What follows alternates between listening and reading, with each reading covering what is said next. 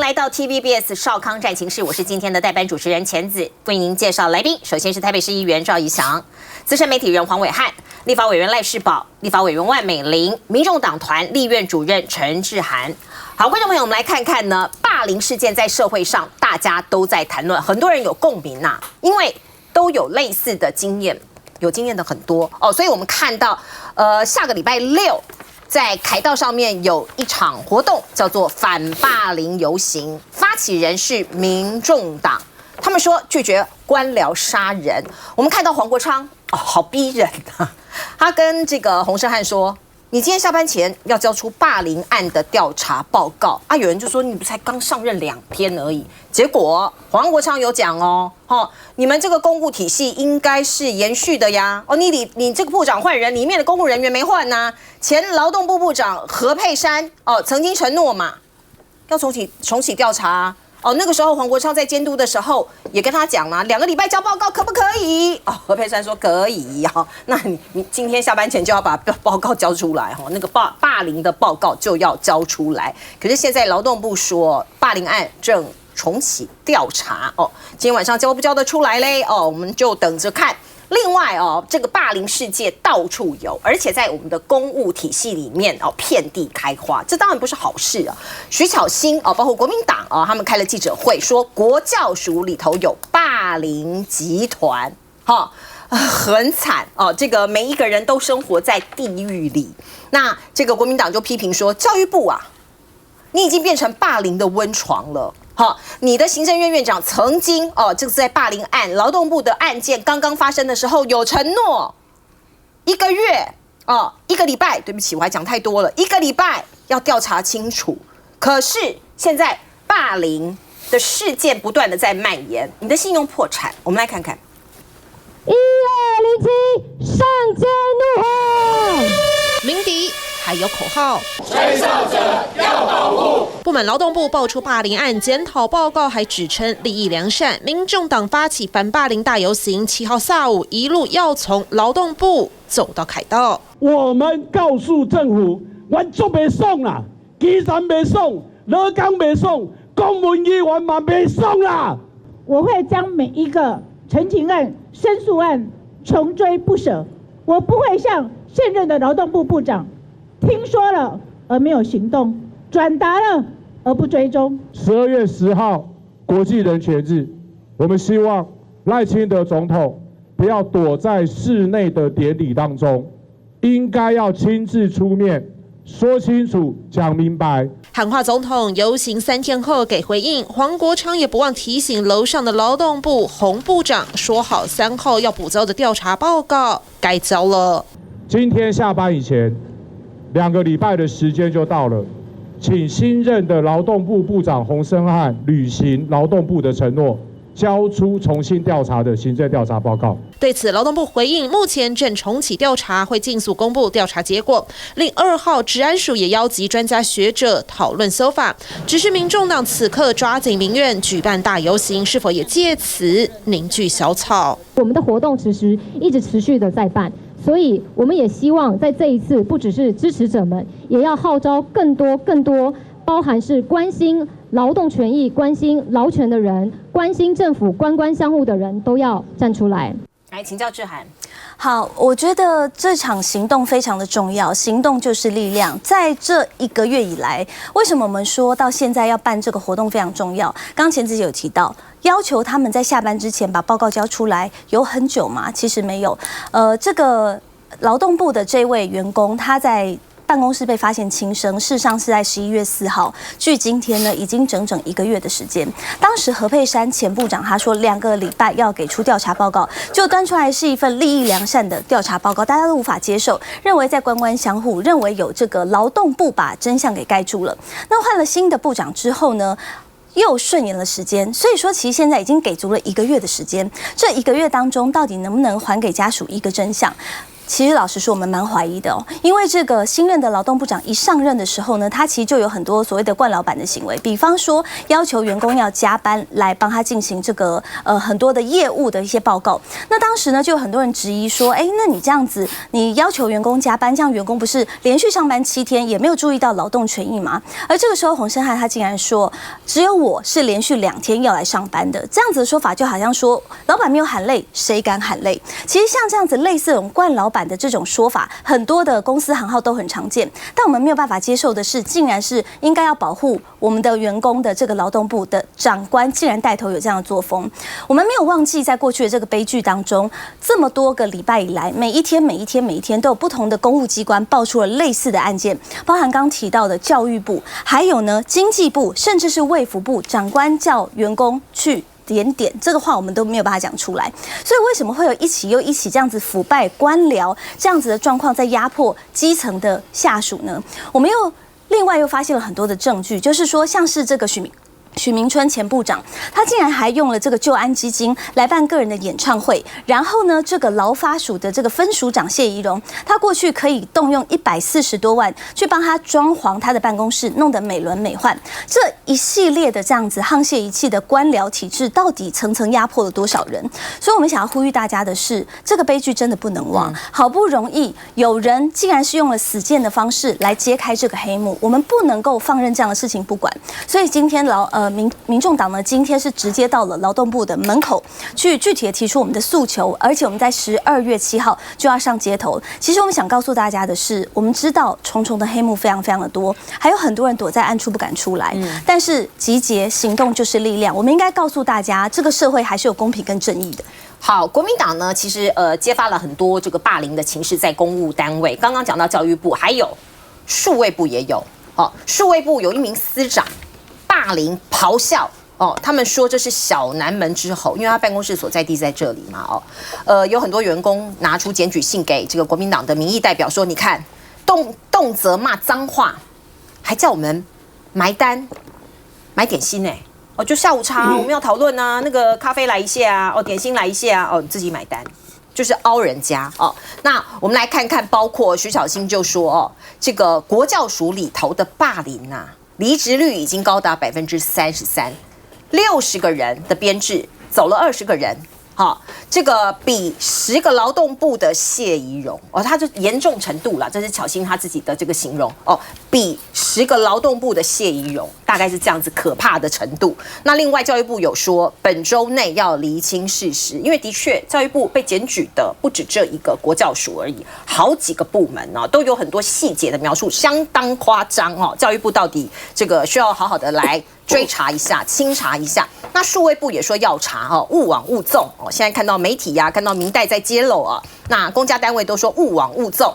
刚刚志涵提到的救安基金被滥用的事情，我们就来看看到底是怎么样滥用的救安基金这个被发现买什么？北分署采购咖啡豆400多磅。送往这个办公处所，花费22.8万，这还是小条的。另外日常的清洁用品，像是卷筒卫生纸竹扫把垃圾夹、抹布、拖把、肥皂，哩哩扣扣什么都用这个就很像你的小金库嘛，零用钱，类似零用钱。另外我们看到劳发署花336万购买200多万个信封这就是一些杂支一些零碎的东西，通通用这个来用。可是大家看一下，什么叫做就业安定基金它是在1994年设立的，它的财源都是由移工的雇主缴交的就业安定费。如果我家里面有雇佣移工，我就要缴一笔钱给政府，都是从我们这些雇佣的人缴交出来的。它的法定用途有规定第一个，促进国民就业，你买卫生纸算什么促进国民就业？第二个是提升劳工福祉，第三，处理有关外国人聘雇管理的事务。显然你都没有用在该用的地方嘛。那现有的余额是429亿，很肥耶，是很肥了所以他们乱用你看到这个小花妈，这个许明春居然动用了里面几百万去办演唱会。我在质询的时候，我质询审计部审计部居然替他讲话，他说这个东西它是叫什么？一个宣导一个政策，可是没有符合啊。这对嘛？他就根本完全没有符合。他宣导一个什么劳工政策，然后用唱歌，他个人的演唱会来宣导。我说这个你买单吗？这个人的演唱会把它变成是张冠李戴，这个也挂羊头卖狗肉，居然这样子，你们审计部要去查。他答应我1个礼拜查清楚，回过来，现在来大家看哦。我最近我的办公室也接到很多这样投诉，一样哦，就是说你会发现到，这个我们的公务体系几乎集体霸凌啊，几乎每个部位都有。现在大家看教育部最严重，教育部很严重，已经被讲的说这里是国教署，是，然后他们说1个礼拜要交报告，各位，我们立委在咨询的时候很认真的咨询，哇，你什么时候交报告？1个礼拜、2个礼拜，最后你发现兑现的部位没有几个，兑现的部位没有几个。国防部相对是比较认真的，就是你跟他讲，他就按时间来跟你报告，能做到就做到，也不能做到就不能做到，他会来讲，其他部会更不理你啊。我最近发文，为了劳动部，因为这个洪胜安部长明天要来啊，我就发文去要了一些资料，对不起，统统要不到。为什么？理由统统要不到，侦查不公开。理由就是市长昨天来前天讲，公开讲，他说，这个资料剪掉再使用啊。我们不能够这样子给你啊！剪掉，我就回想，国民党不告故意啊！国民党过去从2000年开始总统咨询之后，我们总共到现在24年、25年头，对不对？然后这个国民党只有执政8年，其他16、17年都是民进党执政，你就发现到我们国民党执政的时候，我们要资料都拿得到啊，哪里有拿不到？要什么资料都有，你即便机密资料，他告诉你这是机密资料，一个封。你不能够泄密，都给，哪里有不给？现在不是哦，现在民进党政府想尽办法不给资料，他就是要遮盖真相。明天的洪部长来立法院，最重要的大家要看的是调查报告，老百姓要真相。是，来暐瀚。因为洪胜安部长上任之后，他业务确实不熟悉，所以原本上个礼拜6是他要听报告。那因为后来被这个踢爆了以后，他取消了那个业务报告。我相信他到现在为止，对于明天要到立法院备询，他应该还是心惊胆跳了，因为不熟嘛。那2个礼拜前部长何佩珊有答应要给报告，我觉得了哈，身为在野党，不管国民党或民众党哈，监督执政党是天经地义啦。所以今天跑去那个劳动部下面讲说，今天下班前交报告也是民众党该做的事。可是因为换了一个部长啊。我想他应该交不出来了，因为换了一个部长要全部重新来啊。如果之前部长做得好的话，也不用离开了。所以终究得交报告的。我觉得报告的内容不管是多久哦，但是你不能太久啊，因为你照这样算到洪胜安也已经1个多礼拜了，这个礼拜之前要交出来了吧？虽然可能不是今天，我猜他应该拿不出来。然后另外就是有关于检调调查的部分。检调调查部分是涉案的部分、违法的部分，你可能不方便提供的那些事情。可是行政时序有没有普遍？比如说，就问劳动部存在假打卡的事件吗？这是个案还是通例？对不对？这个委员问你不能都不回答啊，所以这个都是民众要去监督。就业安定基金是拿来办演唱会，这是匪夷所思的。那除了这个钱以外，还有动用到哪里去？像这个明天我相信大家众所瞩目会去关心这个洪胜安部长去立法院备询的内容。我们接一下广告。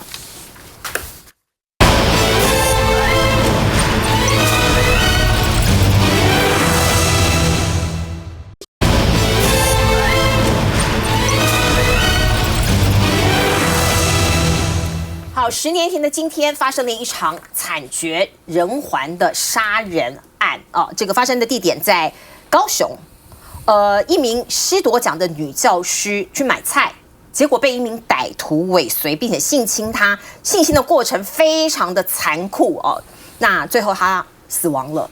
那当然，这件事情带给全家非常大的伤痛。家属今天就在他的忌日这一天办了一场游行。号召的目的叫做反废死。我们看到国民党的立法委员在现场声援，可是来了一名执政党的立法委员，他叫王世坚，他也说啊，要正义呀，反废死这件事情他也不同意呀。底下有观众来鼓掌，可是有人也呛他说：“你爱登去讲啊！”来，我们看看。我们今天大家一起站出来，跟政党无关，但是跟人性的善恶息息相关。什么罪？什么罚？杀人偿命，这是全很简单，还给被害人一个公道，有这么困难吗？有这么困难吗？我们现行的体制对加害人，你要回去讲啊，对加害人是何等的好，呵护，不要插嘴，不要插嘴。对被害人是何等的残害。好，你看到，因为在凯道上面，大家听到王世坚他是有拿麦克风，所以我们的记者收音收得很清楚。可是大家有听到最后一些话，你要回去讲啊，你要回去讲啊，那个发出来的声量是多人，而且要很大声哦，我们的摄影机才收得到那个声音。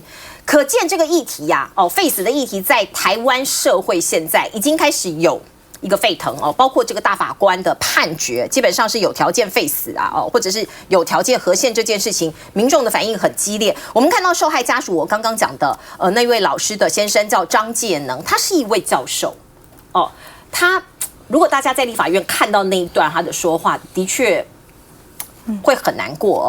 他说大法官其实已经实质废死了，来看一下他这个说的这一段话，他说台湾的无期徒刑，大家都很清楚，就是有期，他的无期就是对我们家的无期的痛苦的宣判。从更一审开始，加害人就有法律扶助基金会派3位辩护人，注意哦，是帮这个加害者派3位辩护人，但是我们是被害人的家属，保护协会只派出1个律师，这是不公平的。大法官认为此案是非犯最严厉之罪，因为不是最严厉的，不是最严重的，不是最泯灭人性的，所以从死刑改判无期徒刑。请问什么叫做严重之罪？大法官有没有办法帮忙解释？合议庭定义是多数决，可是大法官释宪是要求所有法官要一致同意哦，才能判死刑哦。大家知道这件事情，这是不是违背了合议庭的精神？哎，委员，我觉得10年前的今天呢，刚才提到这个惨绝人寰的案子，其实我觉得记忆犹新。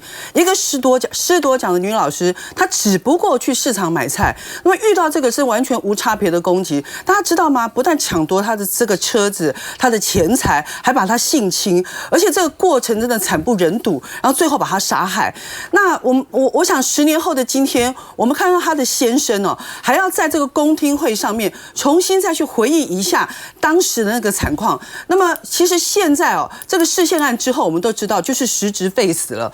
那真的要能够执行死刑哦，不管是刚才所提到的，我们各项条件变得更严苛。那要叫做什么犯罪情节最严重？什么叫做最严重？那刚刚上诉10年的这案子还不够严重吗？所以我想，我们在那天公听会的时候，其实我全程都有听哦。我们韩国院长说他听了以后，他觉得很难过。其实我在中间听的时候，我就已经觉得快要听不下去了。虽然我们看到那个张教授他平铺直叙在讲过去那一段话，可是我们要知道每一个字其实都严重的刺伤被害人家属的心。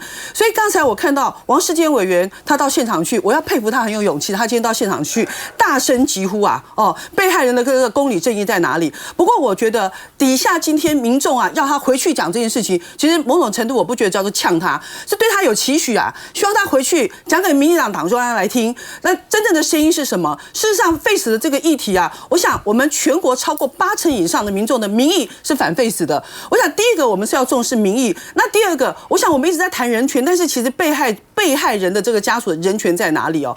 那尤其刚刚又有提到说，你看我们这个法服哦，给了这个加害人的3个律师，而我们这个基金会只给了这个被害人只有1个律师哦。那我去看到哦，其实我们法服基金会的预算哦，像高达15亿啦哦。当然法服哦，其实不是说只有给这个加害人，有些弱势的我们也有给他这个律师，但是15亿有很多可能协助的对象，诈骗犯啦、毒贩啦，像现在这样子这个重刑犯啦等等哦，我觉得是不是有检讨的必要？是的确是有的。所以我想在这个议题上面哦，那今天哦大家走上街头，我想除了为这个10年前的师多奖这个老师来发声之外，我相信啊这个议题是全民所关注的，我们要怎么去检讨它哦？那另外哦，我想一点点时间哦，我来讲一下，因为我在教育委员会，我担任这个教育委员会的这个召委嘛。那这次这个霸凌案就遍地开花，从这个谢宜荣事件开始起以后，大家才发现原来我可以发声了。因为以前在公务体系，我们觉得这个所谓的铁饭碗，就是反正他就是都在那个地方，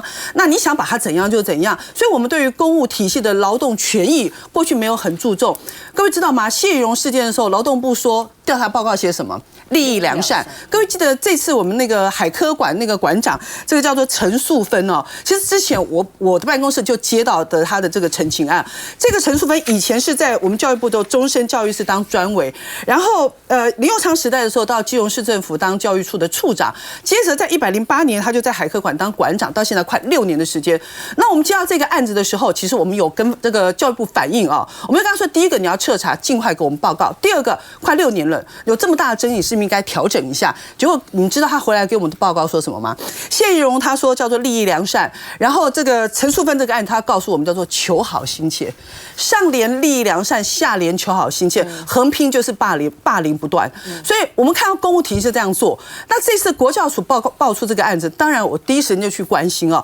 那我们国教署分了5个组，那这一次呢发生事情是国中小的这个教育组，还有这个学前教育组哦，分别一个张姓的专委，还有一个何姓的老师哦。那我跟这个国教署说，我觉得这要快速调查。那他们总是会用一句话来讲说，我也不能去干涉这个调查，我是会说我不能干涉啊，所以呢，我们就交给外部来办。那我跟他讲说，第一个快速是必要的，尤其在这个氛围之下，你自己又是教育的这个最高表率啊。那第二个呢，这一次呢要求啊3个案，其实严格算4个案子，还有一个这个张姓的所谓的跟教育部配合的一个教授。那再来呢，其实就是大家直指的这国教署北部办公室的这个许副署长，所以其实有4个案子。那现在国教署责成外部的委员，每一个案子3个调查委员去办。我今天要求他1个礼拜之内要给我们。本来他说礼拜5要给我们报告，但是像刚刚宝哥讲的，每次说要给我们报告，结果呢，现在变成是说他会把一个访谈的结果告诉我们。那我说报告嘞，他说尽快。所以我想我们不能接受啊。所以尤其是教育部身为这个教育的表率啊，如果存在霸凌的话，我们是不能接受。来。就讲一下这个 FACE 的议题，因为 FACE 的议题其实社会上理论上没有太大的一个分歧啦。其实多数台湾人，绝大多数是支持要有这个所谓的死刑的。那其实当时宪法法庭遇到这个问题，他回答的是死刑到底合不合宪法？那他的答案是确实他合乎宪法，当然他加了一些条件上去。但你说你仔细去看这条件，我相信评理来说也不会觉得太过分。我举个例子，没有，你听我说嘛。我说这是宪法法庭哦，不是我们政治论述的部分哦。政治论述我就说绝大多数台湾人是支持要有死刑的，这个社会上没有太大的分歧。那宪法法庭是认为死刑是合乎宪法的。当然他说这个是不是有精神的疾病啊？这个要去确认啊。他说是不是大家要有一致的一些同意？例如说，今天也有在野党认为说司法是不公的。那确实有部分人认为司法是有争议性在的，所以对于死刑这么如此严重的议题，确实法官大家理论上要有一致的一些共识，认为说这个证据是足以来把一个人判离死刑的。过去也有冤狱案发生啊，所以我说死刑是合乎国家法律，这是最重要。但是从中其实当然有一些条件在，这个条件是宪法法庭也是宪政国家嘛，对不对？这个我们的宪法法庭做错判决，理论上就是符合我们中华民国宪法的一个相关规范。所以这个部分我是觉得说尽量淡化这个政治的成分。我再次强调，我不认为社会有任何要推动所谓 FACE 而且可以获得社会多数人支持的一个方向，我不认为这个力量是不存在的。这个赵议员客气了哈，你讲的枝枝节节我们都不谈，就讲一个就好了。3级的法官12位都要认为死刑才可以判死刑。光这一条，大法官自己合议庭、宪法法庭就没有100%啊。宪法法庭没有100%说，如果这样子，那对不起，那大法官的释宪案，宪法法庭要100%要一致才能够。我待会儿可以回应一下委员这部分吗？等一下让我讲完啊。所以你讲说没有吗？你可以看到过去读一读过去的历史，民进党要推动FACE啊，因为要跟。所以我说这是普遍台湾社会大众没有接受的一个方向嘛，大部分绝大多数是支持要维持要死刑。大家都很清楚知道，民进党要推动FACE，这是很清楚的，因为要跟欧盟那边讲的这个2公约，接起来，这个叫进步价值。现在不要忘了哦，我想2公约国民党执政的时候也是秉持同样的精神，但是国民党没有在推这个了哦，是民进党要推这个，然后大家就是这个因而上议嘛。就这个执政党要FACE，我们当然想办法这样子。大法官这一次被大家最大的批评。你刚刚讲那些都枝枝节节，不要忘了，有一个你要讲肢解，我跟你讲一个肢解。今天在现场，我在现场，他们就讲了，随机杀人不构成死刑哦，要预谋杀人哦。要预谋杀人，今天来讲，随机不是比预谋更严重吗？没有，不是。按照多数国家来说 ，first degree murder 也就是预谋杀人是绝对比随机杀人更加严重。那我讲完了。对，最重要的就是你要求3级的法官12位，通通几级的法官一致决。来，宝哥，我们大法官都做不到。宝哥，来，你先等一下，我们先来看一下哦，宝哥刚刚讲的一致决，大法官判定合宪，死刑合宪，可是有条件。刚刚宜翔的意思是说，这个有条件其实也不会太过分，我们就讲一点就好了。来，一致决哦，我们看到大法官说，各级法院合议庭法官之一致决。这件事情他讲的蛮模糊的，我们看到法界真的有很多的疑问哦，或者是反弹。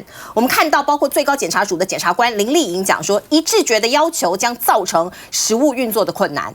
台北大学教授林荣根是说，死刑的一致决或诉讼程序一致决，我们搞不懂。你到底讲的是死刑的一致决，还是诉讼程序的一致决？另外，澎湖的这位检察官说，一致决的要求会造成任一个职业法官不判死就会推翻国民法官法庭的判决情形。就这个是让大家觉得说是实质废死的最重要的原因呐。主持人，我还是必须回一下千金姐哈，为什么死刑会跟宪法诉讼法庭不太一样的状况？是死刑是决的。如果是100%，大家有确定说他是有罪，那该执行就去执行。但是如果确实有疑义，应该去了解这疑义是什么。宪法诉讼法庭，大家如果这一次没过，未来你修法再去申请，但人死了之后是回不来的。所以这两个一定是有100%的差异性。我再次强调，我们今天没有要推动废死，我就说社会大众没有共识，我们是民主国家，民主国家绝对要履行多数民意对于死刑的一个看法跟立场。所以这个部分，但是我就说该谨慎，当然该谨慎，全球都该谨慎啊。我得补充一下，这个赵议员可能在民进党资历没那么资深，你读一读民进党过去的。就是在一步一步要推动废死，这是千真万确的。好，我们就法言法，刚刚议员这个委员已经说得很清楚了，他把门槛提高要一致决这件事，跟宪法法庭就已经完全脱钩。为什么死刑的判决是要一致决，然后宪法法庭不用？这个本身就已经是造成一些差别对待。第二个非常重要的点哦，这个宪判字的第8号里面讲说，只有犯罪情节最严重，还有刑事程序要符合宪法最严密正当程序要求才合宪，这个时候死刑才合宪。这个其实宪法法庭的判决已经违背了什么？叫做法律的明确性。我们当时就已经请问过大法官，什么叫做情节最严重？你有办法定义吗？你根本没有办法定义。你用这么空泛的架构，还有这个空泛的法律概念、不明确的法律概念，然后来定义怎么样才可以和实质的废死。那最后我要说的是，我觉得民进党到现在已经是一个很没有担当的党了，实质在做废死，一方面呢又不敢承认，就只想要做包牌的行为，这样子人民怎么能够接受？好，我们进一下广告。